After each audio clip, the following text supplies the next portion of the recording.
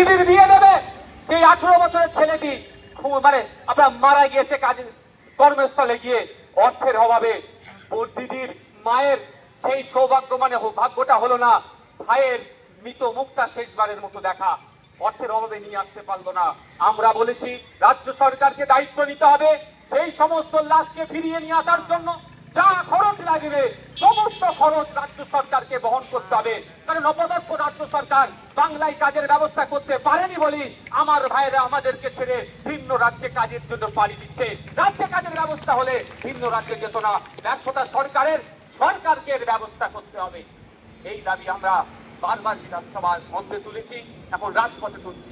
আপনারা জানেন মহারাষ্ট্রে সোমনাথ দেবনাথকে গলা কেটে খুন করলো, অপরাধটা কি এখন আমরা জানতে পারলাম না যে কেন তাকে খুন করলো।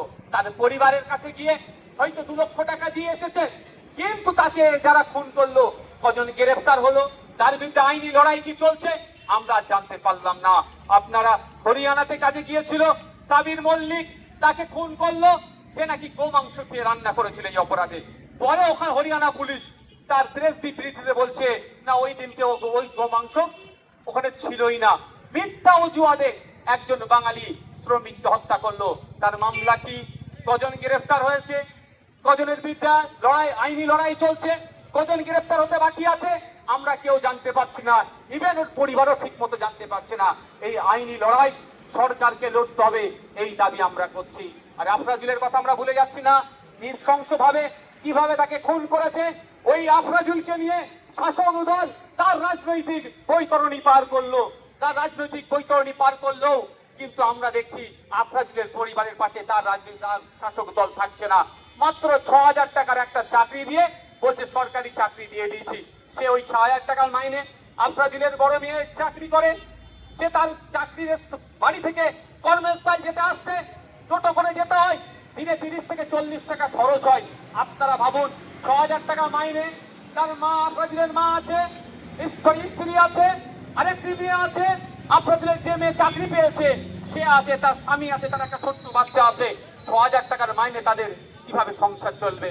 দুর্ভাগ্য আমাদের রাজ্য সরকার সব সময় আমাদেরকে মিসলিড করছে, মিসগাইড করছে, আমাদেরকে আমাদের পরিযায়ী শ্রমিকদেরকে খুন করছে। তার বিরুদ্ধে রাজ্য সরকার সেইভাবে কোনো বলিষ্ঠ কণ্ঠে পদক্ষেপ নিচ্ছে না, বা সেই সমস্ত রাজ্য সরকারের কাছে বার্তা পাঠাচ্ছে না যে অবিলম্বে আমাদের বাঙালি শ্রমিকদের উপরে অত্যাচার বন্ধ হোক, এ কথা বলতে দেখতে পাচ্ছি না। কিন্তু মাঝে মধ্যেই দেখছি বিভিন্ন রাজ্যে চলে যাচ্ছে, অমুক রাজ্যের সিএম শপথ নেবে, আমাদের রাজ্যের মুখ্যমন্ত্রী সেখানে উপস্থিত হয়ে যাচ্ছে। তমুক রাজ্যের সিএম এর ছেলের, প্রাক্তন সিএম এর ছেলের বাচ্চা হয়েছে, ভালো কথা, আমাদের রাজ্য সরকার সেখানে, আমাদের রাজ্য সরকারের প্রধান পৌঁছে যাচ্ছে। কিন্তু আমাদের পশ্চিম বাংলার শ্রমজীবী মানুষরা আক্রান্ত হচ্ছে, তাদের বাচ্চারা খেতে পাচ্ছে না, তাদের বাচ্চারা আতঙ্কে দিন কাটাচ্ছে, আমাদের মানবিক মুখ্যমন্ত্রীর সেখানে পৌঁছাচ্ছে না, বা তাদের হয়ে কোনো আশ্বস্ত করছে না, বা তাদের জন্য কোনো শব্দ খরচ করছে না। তাই বন্ধুগণ, আমাদের লড়াই আজকে শুধু শেষ হচ্ছে না, এই লড়াই চলতে থাকবে যতক্ষণ না পর্যন্ত ভিন্ন রাজ্যে আমাদের বাঙালি শ্রমিকদের উপরে অত্যাচার বন্ধ হচ্ছে। আমরা এই লড়াই চালিয়ে যাব, এই লড়াইয়ের আমরা শেষ দেখব।